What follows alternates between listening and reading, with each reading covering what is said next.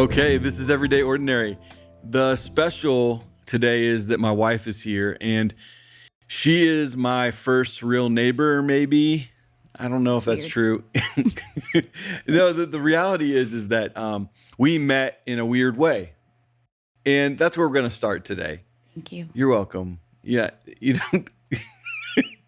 So she's here to hang out, but I think oftentimes people hear my voice and my thoughts on our life, but she doesn't get to speak into that. So I wanted her to be able to speak into that because she usually has a more detailed story than I do. Is that correct? Yes, absolutely. And so I just wanted to be able to be, I want people to see us interact. I wanted them to hear our stories, and I wanted them to know that this is just this is who we are. And it's nothing spectacular. In fact, you didn't realize that we were going to be on film today. And so. No. So I came from helping friends move, and I'm ready to go to my workout class after this. No makeup on. I do have mascara. It's fine. You're beautiful. Thanks. So here's the deal. So I was 18, you were 17. Let's just get right into it. And I was part of a band that was going to play at our graduation. You were? I was miming for a I just want to make sure everybody heard that. Can you say that one more time? Yeah, I was miming. Yeah, you were doing that thing. Yep, you were doing that. For a Relay for Life cancer marathon through my Mime Time ministry. For those of you in the area, you may know me. I was famous. You were the most famous mime of them all. And so I went to this free concert at Northside High School, which is really why I was there. It was a walk for cancer. I was shallow. Me and our bandmates went there instead of practicing that morning. And we get there, and there's these mimes dressed up all over, which we haven't really seen. Like, that's a movie thing. And there's Mandy, this beautiful curly hair, bright blue eyes with mime paint on. So she thinks it was a pickup line. It was really just noting the facts. You were flirting. I could have been. You were definitely flirting. But how do you know that I was flirting? I mean, you walk by and I'm talking to my friend who's putting my makeup on, and he's like, "Hey, I didn't think mimes were supposed to talk." So I did say that, and then you kind of did this little thing. I did not. Yeah, you actually did that. You did do that. Okay. And then I walked around the track, and I came back around to where the stage was, and your group was there, and you guys were singing "Father, I Adore You" in a cappella. And I could hear your voice, and I was like, man, this is beautiful. I wonder what her story is. A little deeper than the mime paint, what was really going on underneath. And then it got weird a little bit. Your youth leader started dancing with me, and it was different, right? Yeah. And then my friend said we had to leave, and so I didn't, guys out there, I didn't know what to do because we had to leave, and they were my ride. In fact, Corey Waldron, if you ever hear this, I knew you were telling me we had to leave, so I was trying to get out of there as fast as possible. So I went up to this other mime, and I said, "Hey, that girl over there, she was singing, mime paint on. She seems to love Jesus, and that would be sweet if we could meet." So I wrote my phone number and name on her forearm. This was my sister, Sarah, who had a crush on this guy who came up to her.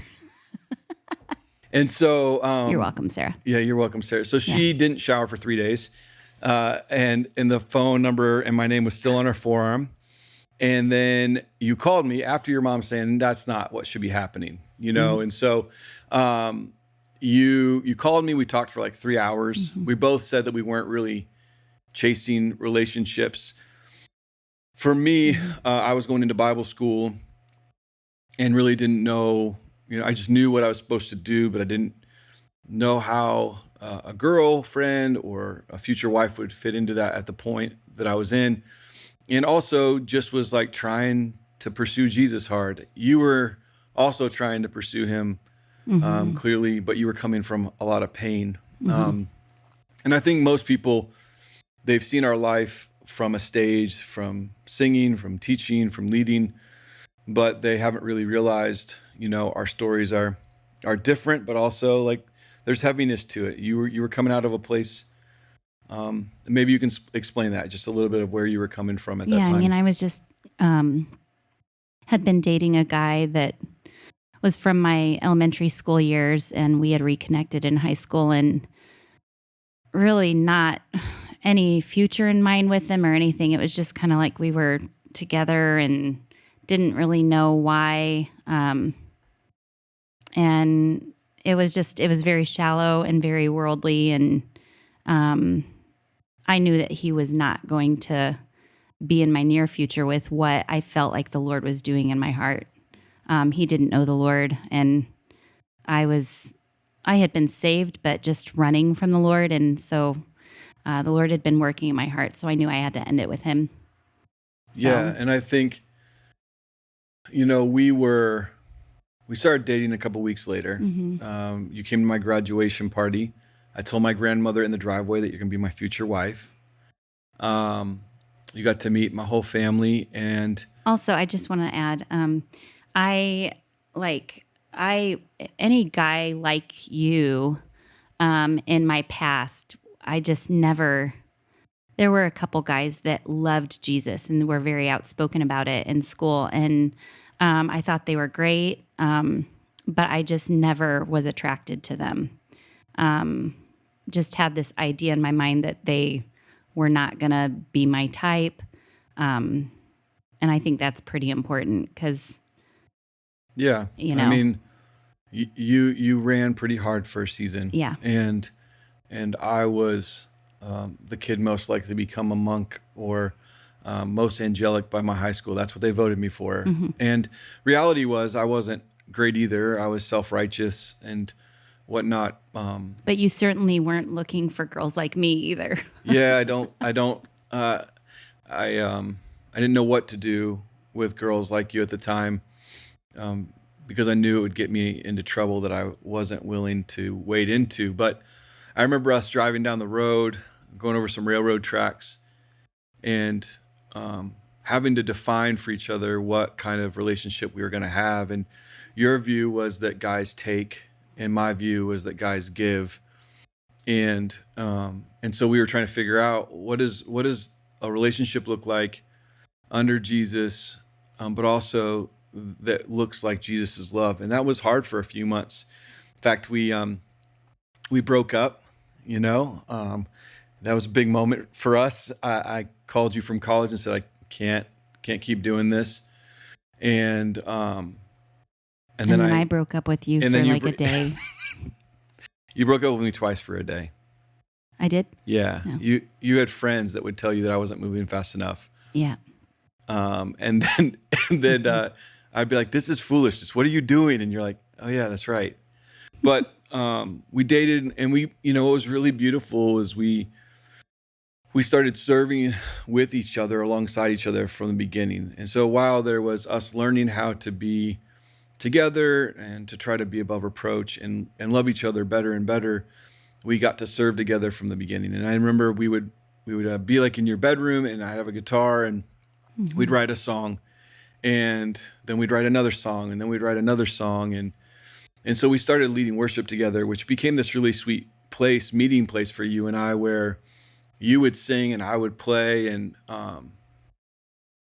I got to like stand beside you and behind you, because a lot of times when we'd walk into places, you're standing beside me or behind me, and so it was a really sweet place for us to like role switch and serve one another in beautiful ways. And so I remember I worked for my dad's business at the time during the summer, and a guy walked up to me and handed me $2,000. He said, "Hey, you need to go make an album with your future wife." And so we started recording an album, and man, sometimes you wish you could take that album back, because Well, and you did. You found it on eBay not too I long did. ago. It was $25 for the a guy relic. sold it back to us, even though it was our album, Yeah, it was our album, and it for was $25. $25 because we're old now. And so it was a relic from the early 2000s I found. And so we started writing and recording and serving in a local church, and it wasn't easy. I think about that time we had Eden, and then about 13 months later we had Lige, and we were living on about 24 to $26,000 a year. I remember one of the first miracles we experienced was we didn't have money to pay our house payment, and I was like, babe, I can't. It's like $475 or something like that, $468, and I'm like, babe, we don't have the money, and you cleaned out your purse. Are you throwing me under the bus right now? It's gonna happen. Just let it happen. You can say how it happened. Go ahead. No, what happened?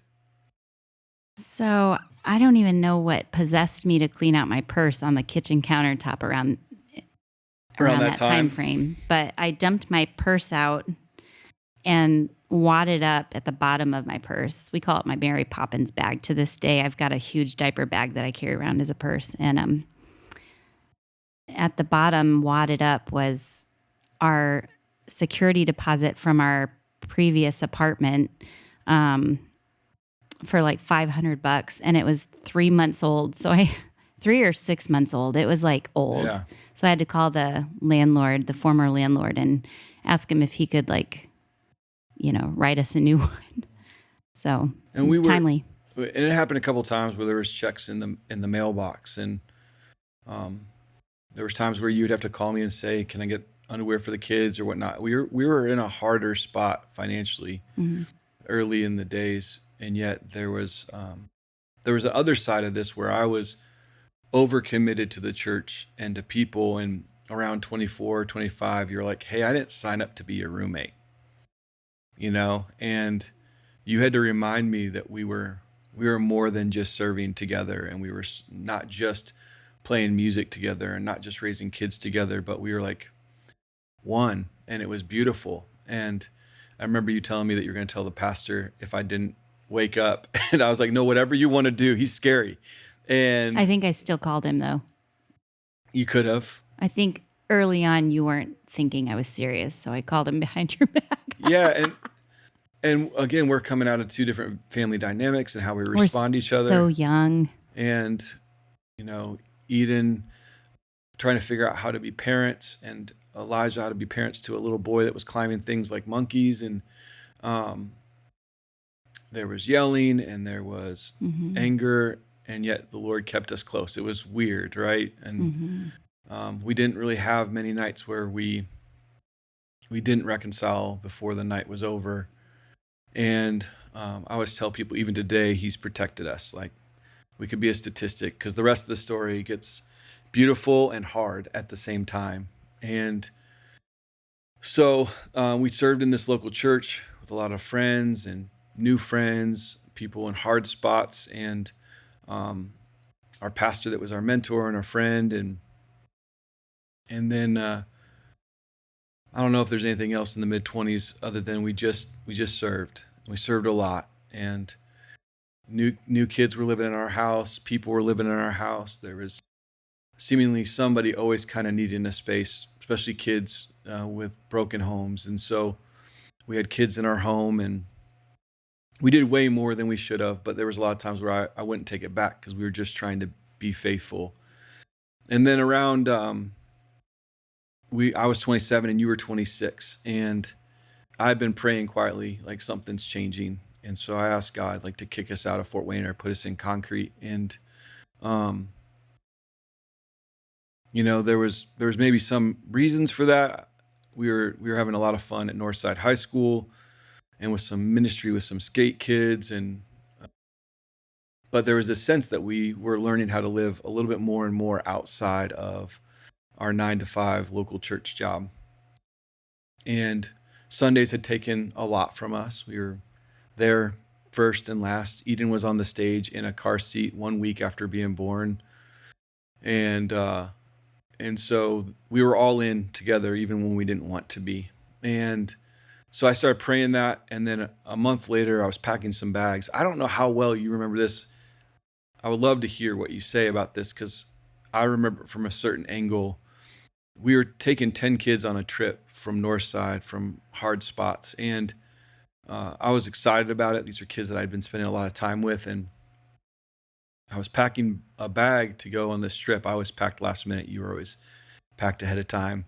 And so I heard the Lord just say, sell everything you own and follow me around the world. Go check your email. Your pastor's going to tell you. And so sure enough, I go over there and read a 1-page letter from my pastor who hadn't slept in 3 days and said, hey man, haven't slept in 3 days. You need to sell everything you own and follow Jesus around the world. And I came and got you into our house on Crescent, and you came up, and all I remember about that moment is we laid on the bed and cried together because things were going to change real fast. Do you remember anything else about that? And so we took those kids on a trip, and they got saved, and it was beautiful, but then we had to come home, and things started getting a little crazy when we got home from that trip, because we only had one more trip, and then we were going to go full time into this road life, whatever it was. And we'd never done anything remotely like that. So some of the things that started happening when we got home, do you remember those things? Yeah. Our furnace blew, and, we were like, wow, how are we going to sell this house with a furnace blown? And the guy who we had went on the youth trip with called Eric up like shortly after that and was like, hey, do you know anyone who needs a furnace? I'm getting rid of, or my dad's getting rid of a furnace. No, he had one wrapped in his basement. Yeah. And he said, my dad, and Eric's like, well, sure. Yeah, we could, Ours just broke. Yeah. And then Tom was like, my dad can come over and put it in for you. Yeah, just pay for the parts. So that was crazy. We had a wet spot on our ceiling in our bedroom, and you started poking at it one night. You're like, what's that? And start poking at it. Finger goes through, and then ants just like parachute down from, and they're huge, like Carpenter huge ants, yeah. Carpenter ants. We took the air mattress downstairs that night because I was not going to sleep up in the bedroom. So I got some blue dusty stuff that I sprayed up there, and it killed them all. Yeah. Probably would have killed us if we would have stayed in there. But yeah, if we would have stayed up there, we would probably been dead. But we also, I remember being at church one Sunday and talking to this guy, just sitting there talking to him, and he was telling me that he was looking for a house to buy, and it was going to be, he wanted to buy it by Northrop, that area, Coldwater area. And I was like, well, that's a shame. We're going to be selling our house soon. And he's like, where at? And I told him, and then next thing you know, he's interested in coming over to look at it, and walked one time through and was like, where do I sign? So that was pretty crazy. We didn't have to, go through a realtor or anything like that. Well, then we went down to Louisiana and Mississippi, and we get a job offer. And it was like gold. Yeah. It was like shiny and... Yeah, it was the opposite of what we were being asked to do. We were asked to sell everything and trust him and travel the world. And now we're getting this job opportunity that and we're has getting money and thrown at opportunity and our kids' schooling. And I just remember sitting there, and he's like... And we wanted it, though. We wanted it. We were right there. I think you wanted it. I think you were wanting it. I think you were wanting it. But I think what changed for both of us, wouldn't you agree? Yeah. We sat there. Yeah, and he just started talking about my earrings and tattoos, and then well, yeah, I mean, even after that, though, that stuff didn't bother me as much as when he was like, so what do you make currently? And you told him, and he said, oh gosh, if I ever pay you that little, you can slap me in the face. And we both just kind of were put off by that. But it was a thank you, because you woke us back up. It was clearly a red flag. Whoa, this guy doesn't get it. Yeah, because we told him, money doesn't move us. If God's telling us to do something, we're going to do it, regardless of what the income looks like. Yeah. And I remember driving home, calling my pastor, our pastor at the time. He's like, if you would have taken that job, I would have fired you on the spot. What are you doing? And So we came home from that trip a little bit confused for a second there, like, oh man, there's beautiful opportunity on the ocean. Which, think about that though. Like, I don't know that I've ever even, man, I don't know that I've ever even thought about this until just this moment. But like, the Lord was like, sell everything and travel, and I'll take care of you. Right. Mm-hmm. And then you receive that email from our pastor, like, I haven't been able to sleep for 3 nights. I think you should sell everything and travel. And then we go on this trip and we get offered. So it's like Satan right there is like, hey, how about Don't this? go this way, go this way. And Yeah. I think, we were praying over that time. And I remember we were down in Lafayette and we were at a prayer and worship meeting. Mm. And you really needed confirmation. I was ready. I've always been, whatever you want, Lord, I'll go anywhere, do anything. You would be telling me when we were engaged early on, like, I'm not leaving Fort Wayne. We're not going to travel. We're going to stay right on here. And I'm like, uh-oh.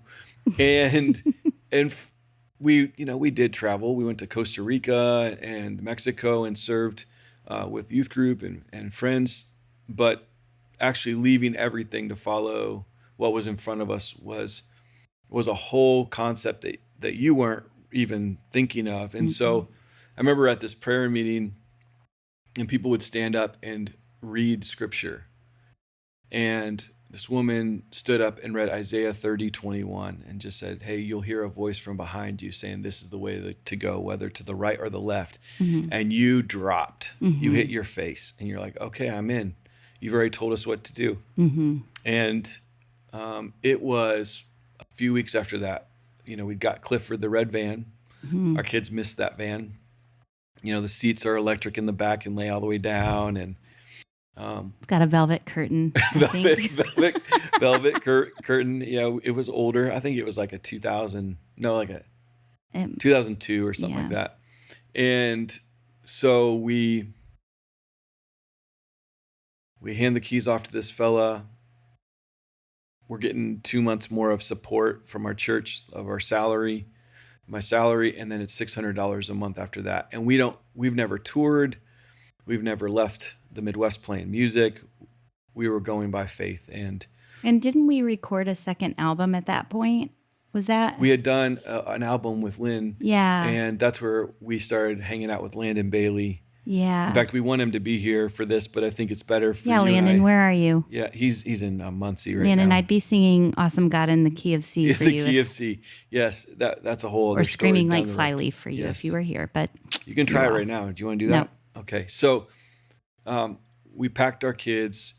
We remember our family going, what are you guys doing? Who's going to take care of your 2 and 3 year old? And one of our prayers was they wouldn't be luggage. They would actually be part of the family, not only part of the family, but part of the ministry. And the Lord blew us out of the water with all of that. But I remember family asking us, like, who's going to take care of your kids? And we was like, Jesus is good. He's really good at taking care of people. And so we got in this van, and I think we went to Ohio, and St. Mary's, Ohio was our first stop. And we knew we needed more room because we had more people. So Landon is with us, and another young man named Chris was with us, and they were helping maintain and manage the craziness of the kids. Our first stop, we realized, maybe it was Toledo, that Elijah was a hot mess of energy, and he was climbing everywhere. And we knew that, but these young guys were being introduced to. Yeah, he's like, welcome to the firestorm. And so we get to St. Mary's, though, and we knew we needed a trailer. And this church goes, hey, we were praying for you. Do you need a trailer? We're like, yeah, that would be incredible as we add people and figure out what we're doing and save room in the van. And so we walk outside, and it was the same maroon color as our van. And they're like, it's yours as long as you need it. And so we take this trailer and we go up to Philadelphia and New England and the Finger Lakes in New York. And man, we have this beautiful time playing music and recording an album with our friends in Westbrook and Portland and Windham, Maine. And begin falling a little bit in love with the New England world, the Maine world. And we do our little tour, and then we come back home, and we decide to go south. And so we're playing music all over the South. But the funny thing was that we only went where we were invited, and we would only go with the reality that we weren't going to charge money. We were going to trust the Lord to take care of us. So, whatever you feel like. So pray and obey. Yeah. And so we get to Huntsville, Alabama, and our checking account is zero. And I'm angry. And we're on E. Yeah, all of it is happening right then. And we're only a couple months into this season. And the church that we're visiting, and we've got our CDs, I think we were saying suggested donation of $10 and giving $5 of each CD to my brother and sister's orphanage in Ethiopia. So we were really, really trusting the Lord. And the church we were visiting that weekend was like maybe 80 strong. Yeah. And we were going to do a Friday night concert. And we're not well known. It's not like we're these famous people. So 20 people showed up at this concert. Probably. Yeah. It was weak. And we're like, crap, man, this is gonna.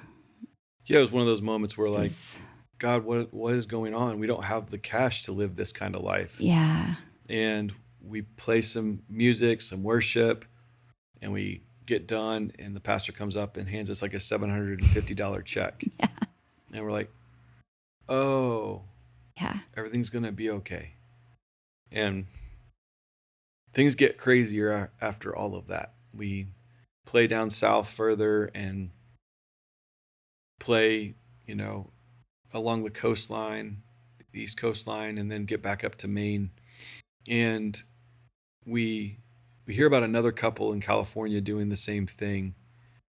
So we talk with them and pray with them and say, hey, why don't we just join up? And so I flew up over to California over Christmas, and we were $10,000 in debt at that time. And this is the beginning of where it just gets out of control this whole season. And we need to bounce back well during this one because it's so miraculous. I forget details, forget parts of the story. You're here for that.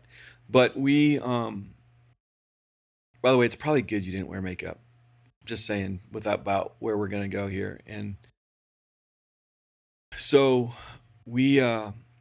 I'm there, and this family gives me a Christmas card that says, Jesus has paid your debt. I said, don't open it until you get on the plane. I get on the plane and buckled in and opened up this card, and in this card was $10,007.77 check. And they didn't know our debt. They didn't know how much. And all of a sudden this debt's been paid. And I called Mandy, and I was like, you'll never believe it. And then I fly to Phoenix, and my sister-in-law is sitting at the same gate as me, and I get to share with her, my future sister-in-law, I believe at the time, I get to share with her Jesus' provision and his protection and his love. And I get on the plane, and there's only one seat left, and it's next to her, and I get to sit with her and for the first time hear her story and get to know her and share with her just the beauty of what's happening. So we come home, and then we decide that we're going to do a small tour in the East, but then we're going to go out and live in California. And with this couple and our friend trailer, Chris and our friend in Landon, a trailer and our two kids in California. And then there was going to be other people there, and it was going to be communal, about 2-3 blocks away from Calvary Chapel, Costa Mesa. And so we get there. It's a beautiful trailer, like a double wide trailer. And we start meshing and matching and figuring out life, and these two married couples and all these young men and our two kids, and start playing music up and down the coast. And then we decide that we're going to do an international tour.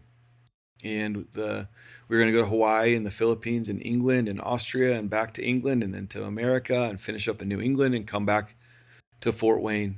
And the only issue was we had $0. Well, we had guaranteed 600 a Sorry, month. $600. And there were now, we had added people to our team. So there We were were at now 12. 12 of us. Yeah. And so we go and pray, and we're just like, Jesus, if this is you. And this was when, so like, this was like where, so the other band's name was Take No Glory. And this was kind of where we really, that started becoming our prayer. Like, Lord, we want your fingerprints to be all over what we do so that nobody makes a mistake of where the blessings are coming from, so that nobody can say, wow, they made this happen. But that literally the Lord is doing it all. And we can just step back and be in awe ourselves. So So we pray and say, hey, Lord, we have to have tickets bought by tomorrow. And you know that. And if this is what you want us to do, would you please provide? And so, like clockwork, the next day, our friends get a tax return that's almost $25,000. And then you get a call from your grandmother saying, hey, your grandfather's left you $25,000. And all of a sudden we have enough money to buy the plane tickets and more, and then some. pay some debt, and then to be sent off. And so we bought the plane tickets. We also, years before that, had learned this prayer, like, Lord, make it idiot proof. And I still say that to this day, like, Lord, make this clear and idiot proof. And and that's what he did. There's a lot of craziness that happened way before this. Miracles and God showing up and providing for us. But this kind of, we say about this season of our marriage and our family is we had heard about you, but now we've seen you. As Job's cry out to the Lord. And so we go to LAX with 12 people and like 50 bags. We're so novice in this traveling life. And we've got some car seats for our kids so that we have car seats when we travel the world. Most of the world doesn't use car seats. And this lady from Hawaiian Airlines comes up and she said, hey, everything's all good. I'll take care of your bags. You guys just go check in. God bless you. She wiped probably about $3,000 of overage fees. We didn't understand it. We just said, sure. We get on. We fly to Hawaii. I think by the time we got there, we had a 15-passenger van for us. Like the time we landed, we got a call. And we rented a van. Or somebody gave us a rental for the whole 6 weeks. The pastor was gone for, Yeah, so we had 2 vehicles by the time we landed and 2 condos for all of us. And 3 condos, actually. We were in 3 places. And a lot of times you'll hear this. We didn't know where we were staying, how we were paying for our food or gas before we actually got to the place, which, man, I hope that when you're listening to this, I mean, we're going to leave out a lot of details because we just don't have the time to do this. And hopefully as we get older, we can keep unpacking this because we really want our kids and our kids' kids to have this as a reminder of God's faithfulness when we forget. And so we fly to Hawaii, we get into our spots, and a couple people were coming behind the other couple. And they go to the airport and they go, hey, our friends just flew out. They had all this gear and it was overage fees and you guys wiped it. Can we talk to this manager? And the guy goes, number 1, that's illegal. Number 2, who is the supervisor? Number 3, we don't have a female supervisor. She doesn't exist. And so this was the beginning of just some crazy stuff that started happening to where when we get to Hawaii, you know, we've got all these people that have really not spent more than a few months together. We're trying to figure out how to be a band, how to be more than an acoustic duo with me, you, and Landon, and really just figure this out. And so some of the beautiful parts of it was we probably played 3 nights a week, but most of the time we were on the beach or in the pool with our kids. And after a lot of years of ministry on Sunday and through the week that overextended us, it was really refreshing. I mean, the kids would go down and kiss these dolphins at the bottom of the pool every day, multiple times a day. And then we go swim with sea turtles, and you and I would go snorkel into these open, vast spots of beautiful fish. And it was really beautiful for a family that had been rushing around for a really long time. Though we did have like this one night where all these bugs got into our room, and went around with the vacuum hose and sucked them all up. We were on Makaha And we Bay. woke up every morning to guys playing banjos, smoking pot, and their weed smoke rising to our balcony. We were greeted with this skunk smell at 4 a.m. Yeah, it was good. Love the music. And people be surfing out there. And so during the time we were there, we met another family, the Vieira family, and there were 7 of them. And boy, was a big old bass player and man of faith. And Elena and their kids were just this beautiful people. And he played big old bass, and we needed a bass player. And so he started playing the island with us. And it just filled in this hole that we didn't have an answer for without one of us giving up our guitar for bass. And so a couple things happened on that island. Maybe 2 or 3 things happened on that island that were pretty incredible. One was Landon got really sick. At a youth event one night. Yeah, we were in front of, I don't know, a couple hundred kids. And some of our team comes in and says, hey, Landon's really sick. We need to take him to the ER. He had literally a very serious illness. And our kids were sleeping in the hallway at the time. And I just remember hearing the Lord say, like, and I don't say this lightly, my friends, like this was just one of those seasons where it was very clear what he was saying. You need to get all the leaders in the room to pray with these kids. I'm going to show them that I'm real. Go get the elders or the other leaders that are left, and take them out to the van and lay hands on Landon. So we were in such a place of confidence. Like if this is what he's saying, he's going to do this. And there was no explanation. It was faith. And so we go out to this van. Landon's in the fetal position with a mullet and some board shorts. And we kind of stand there and we all pray, but you and I have to go back and check on the kids. And do you remember what happened when we were walking back? When we were walking back from checking on the kids, I just opened up to Eric and I was like, I feel like I was supposed to thank God ahead of time for what he was going to do with Landon. And I didn't, because I'm scared and I didn't want to be too bold. And Eric, you said, well, I felt like I was supposed to say, Landon, in the name of Jesus, get up. And so we both realized we had missed our cues. So when we came back, it was our opportunity then to kind of repent and say, Lord, forgive us for not obeying what we felt like you were saying to us. And I went ahead and thanked the Lord for healing Landon ahead of time. And then you said, hey, bud, why don't you get up? And he stood up and even jumped. I'm telling you, he was having a check to see if his body was okay. He had a real serious hernia that was turned into a very serious problem. And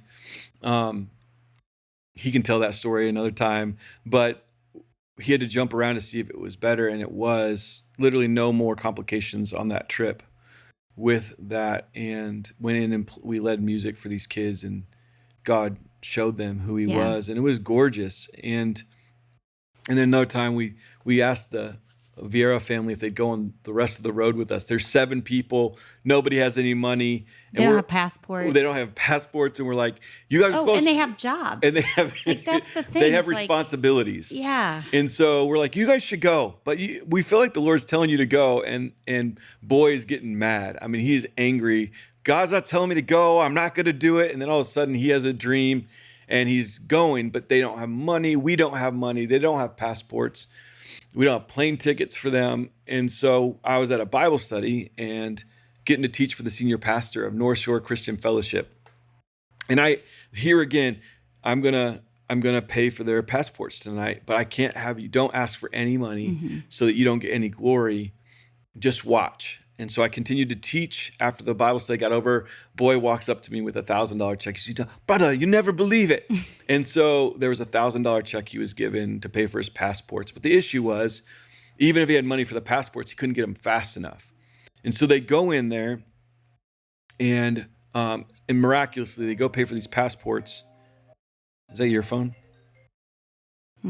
Okay, I'm going to get it. Have fun with it. You can talk.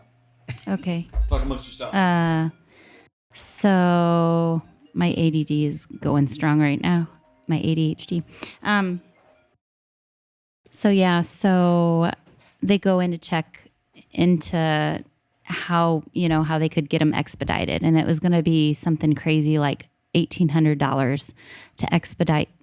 No, this is why Eric doesn't let me share, because I'm already messing the details up. So no, they needed the passports, but to get expedited, the money was fine, but it was that they couldn't get them quick enough. Right. And so miraculously, it wasn't the $1,800 yet. They got them back though in 2 days. Okay. So then the issue was plane tickets. Oh, gotcha. And so we had already flown to the Philippines, and they had already packed their bags. They're like, we believe we're going to go. And so our son's texting us and calling us. Even if it's on Do Not Disturb, our kids can get a hold of us. So just note to self. But we get there, and another brother and his wife have free plane tickets from Hawaiian Airlines for us, but the taxes are $1,800. And none of us have money again. And so we're praying in the Philippines, and we decided to go check our bank account, and one of our family members had deposited $1,800 that day. So we were able to send it right over and pay for these taxes. And so now, I'm telling you, this family had their bags packed, passports in their hand, no money, no plane tickets, just waiting, believing that God's going to send them. And all of a sudden, we get the $1,800, we send it over, and they're on their way. In the meantime, we're in the Philippines in this city called Dumaguete, and it's a beautiful place, playing in smaller areas and in bigger areas. And I was praying with the other leader, Ian, at the time, and Mandy was with the kids. Nope. Yep. Here we go. Got Sorry. it. You do it. Do your totally thing. No, I knew when I started talking. Yeah. No, so go that ahead, morning, details. So we had been up to this point, like our life for the last several months had been like eat, sleep, drink, poop. Not really poop. Sorry, can I say that on the podcast? Yep. Eat, sleep, drink, do everything with these people, right? That we love dearly, that we're traveling around the world with. But like, I was just having a moment. I think this is where I went from extrovert to introvert in this season of my life. Could be. And I've just got my little chicklings over here that I want to be with, and my husband, and like we would have breakfast every morning with these people and devotions. And so that morning I was like, hey, can we just do devotions ourselves? Like just in our bedroom, the four of us. And so we read Psalm 34 through 37. Didn't think anything of it. Great passages, And then Eric goes to pray with the other leader. I'm letting the kids play on the bunk bed. And I'm kind of tidying up the room. And all of a sudden, our 4-year-old daughter, Eden, falls back off of the bunk bed onto her head, 6 feet up from 6 feet up high, onto the concrete floor. And she didn't scream or anything right away. She was kind of achy, and she's starting to whimper a little. And I'm just keeping an eye on her, and all of a sudden she starts to turn white. And so I go and run and I tell Eric, and I'm like, babe, Eden fell off the bunk bed. She's hit her head pretty hard. She's not looking great. And so I think we just need to monitor. And there was a nurse on site, and eventually Eden started puking every 30 seconds, and her face was like pale white and lips were see-through. And we were like, okay, we've got to rush her to the hospital. So we get in this little, whatever it was, pickup truck, scary, and rush to the hospital. And before they put you in the ER, they take you to this little clinic, and we're just sitting there. She's vomiting every 30 seconds. This doctor brings her back to evaluate her and assess her, and comes back out and says she has a severe concussion with a possible hemorrhage to the brain. You need to get her to the ER right away. So we go bring her to the ER. She's strapped in this bed. There's a little boy next to her, a few years older than her, who had been on the moped. They drive like 7 people to a moped over there. And apparently he was on the back of a moped and fell off, and his face just skidded across the road. So he was in pretty bad shape. So we were trying to keep her awake. She's wanting to fall asleep every second. We're putting ice on her belly. We're kind of tapping her on the face. And Praying then we're over. like, Eden, you want to pray for this little boy? So she like stretches her weary hand across the curtain. She's like, Lord, be with this little boy, you know. And but then in that moment, I remembered the passages that I didn't think twice about earlier. Remembered the Lord had given me memory for the one verse, and it was in somewhere in between Psalm 34 and 37, and it says, the bones of the righteous shall not be broken. And I just remembered that, and I was like, man, Lord, you are good, and we just want to we trust you. You give, you take away. Help us choose to say, blessed be your name, regardless of what happens to our little girl. And at that time, Eric goes back with Eden. So I go in with her to the CT scan, and they put a vest on me, and they strap her down to the table. And within, I'm not exactly sure how quick it was, she jumps her little 4-year-old head up. And she said, Dad, Jesus healed me. We should go home now.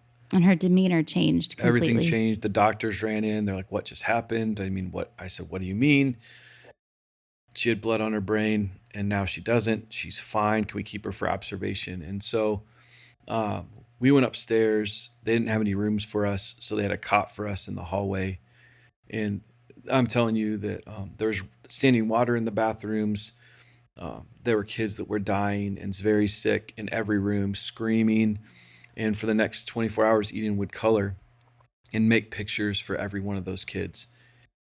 And what was crazy is a couple days later, we're playing at this huge event. Boy and his family are there now. And about 700 people came to Jesus that night.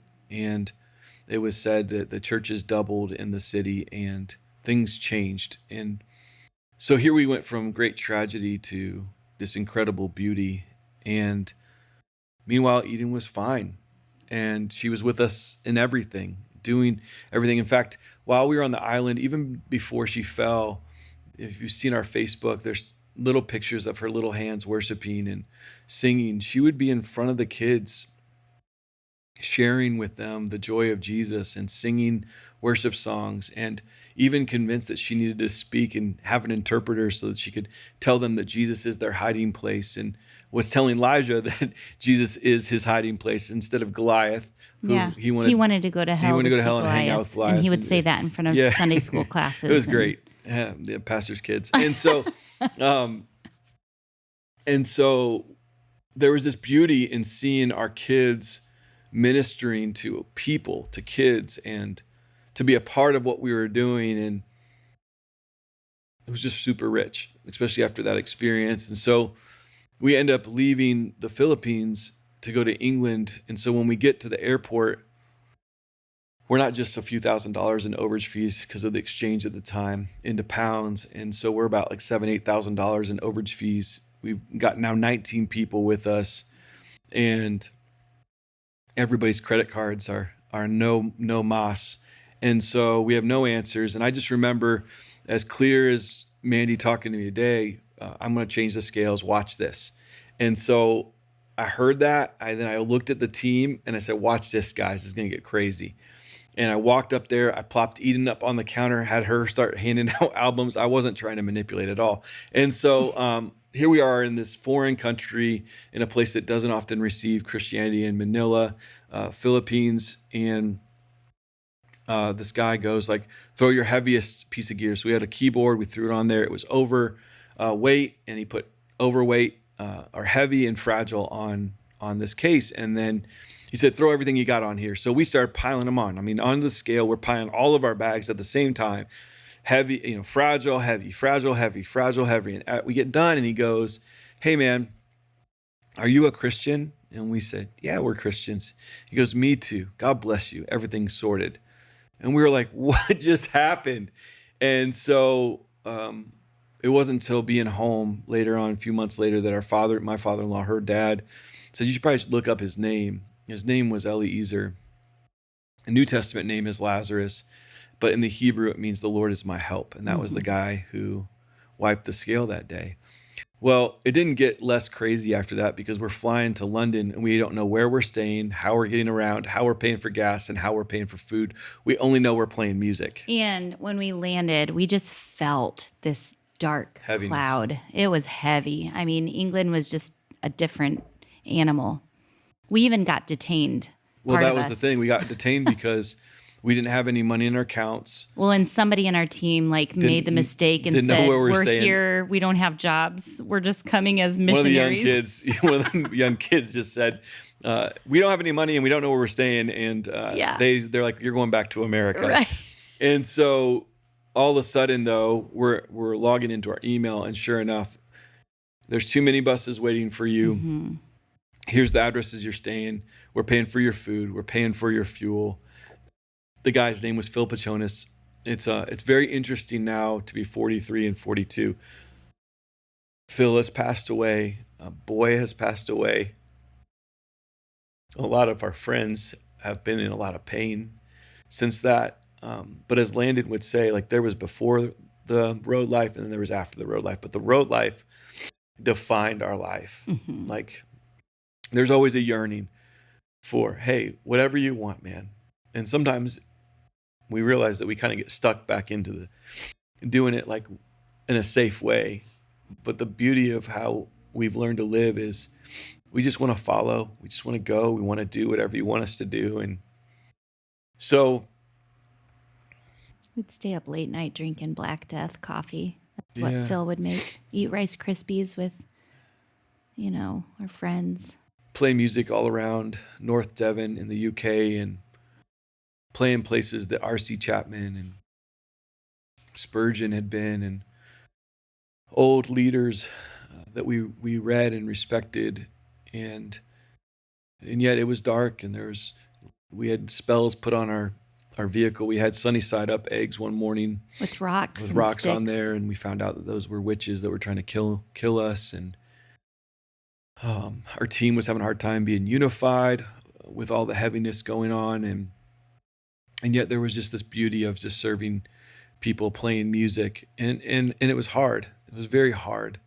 But I remember, like, our kids got lice, and that was a whole episode, and our kids are scarred. Like a plague. Yeah, kids could go to school with lice, and so it would go run through the school, and it ran through our kids, and We had it for 3 weeks, and I was wanting to rip my own hair out. it was bad. But I didn't have any hair, so it was fine for me I didn't have it. I didn't get it, but the kids got it. because you had too much product, is what I heard. Yes, yeah. So Wear moose. where moose kills lice or keeps you free Their from little lice. glued feet can't stick to your That's moose a good. hair. You remember that moment, and so, babe, I think we'll stop right here, and we'll do a part 2. But if you're out there and you're like listening to this, that's just a little piece of the story. There were more need to beautiful come back. days, and there were harder days, because after all of that story that we'll unpack next time, there were more miracles from there to Austria, back to America. And then there were harder days for like 10 years. And still miracles in the hard days. still miracles, but it wasn't like we were drifting in a current or blown by the wind. It was as if we were in mud. And I had many hard days, many days that you had to be patient over, where I was depressed and didn't know it, and burnout and didn't understand it. And so if you've heard all this, you're like, man, that's some crazy stuff. Well, we haven't really unpacked all of it in a lot of ways, but we just celebrated 21 years of marriage, almost 25 years of knowing each other. We've seen the best and the worst of each other. We've done parenting good and bad. We've done marriage good and bad. We've led in churches good and bad. We've experienced the highest of moments and the lowest of moments. We failed real good, and we feel like we've succeeded all right at times. But we pray that our story is just a reminder that Jesus is so kind and so caring, and seeking us to draw close to him. And we pray that it spurs you on to say yes. I don't know if you have anything else before we cut this and then do it again. I'll make sure to tell you that it's video next time. You're welcome. um, anything else? I know you said no, but well, thanks for listening to part of our story. The reason why we added this to the everyday ordinary deal is because this has been our everyday ordinary for 21 years, going on 25 years of friendship and relationship. And all the extraordinary things have happened in the normal. It was just the next thing in front of the next thing in front of the next thing. And I don't think we were super cool or special. We were just willing to say yes. I think that that's one thing that, yeah, maybe if I were to say anything, it would just be to emphasize that we were just available with hands open, but like the weakest of vessels, nothing special, just wanting to see the Lord glorified and say yes to whatever he had, and even willing to take shots and look dumb to a lot of people. So it's not that he has given us crazy favor, but I believe he gives that to anyone who's just available, so yeah. Well, thanks for joining us. Thanks for hanging with us, and we look forward to giving you round 2 or 3, depending on how far this goes. But we're looking forward to letting you see us as we really are, and inviting you into the simple things of Jesus. He's beautiful and he's worthy. Thank you so much. Peace.